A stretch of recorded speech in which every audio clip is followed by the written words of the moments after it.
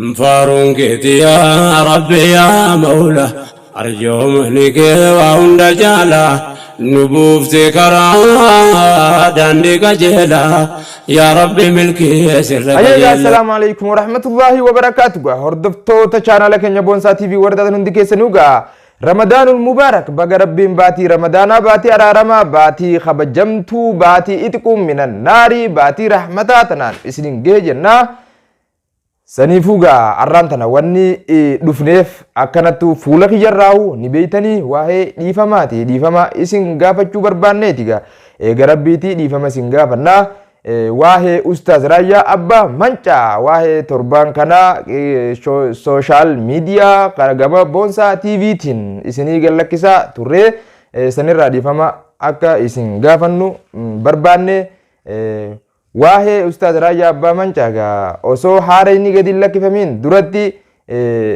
akka waan haara godhanii qilleensarratti waan posti ummanni godhaa tureef jecha anilleen sanuma laaluudhaan posti gabbuusee posti godhee jira. Saniif gaa hedduu wanni sun isin dallansiisee isin aarsee jira. Maaliif waan raayyaa ustaaz raayyaa abbaa mancaa haaree 37ffaa qaamaa qalbiin eegaa jirtan yoo dullachuma kana akka haaree 37tti isinii gallakkisan gaa hogguu irratti tuyxanii ilaaltan wanni sun waan duraanii waan ta'eef hedduu takka akka inni isin aarse akka inni wani nan posti godhesan isin dallansiise komantii jalatti naaf himtanii jirtanii saniifuu dhiifama isin gaafanna.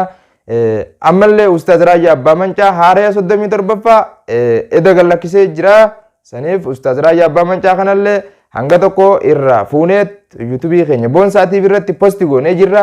Wanni sunilleen waan hin barbaachifneef komantiin teessanilleen waa hedduu nu gorsitanii akkaan an nama qabu if nagarsiiftanii jirtanii baay'ee galatooma. Namni nama lolu hin qabne sun namaa mitiihu wallahi hedduu takkaan isin galatoomfadha.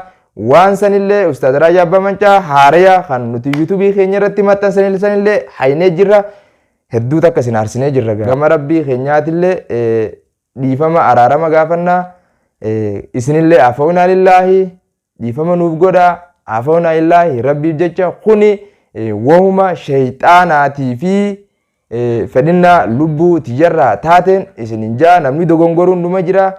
Dogongora keenya akka dhiifama nuuf gootan akka rabbiilleen dhiifama nuuf godhu astaghfirullah jennee rabbii keenyaas dhiifama gaafannaa.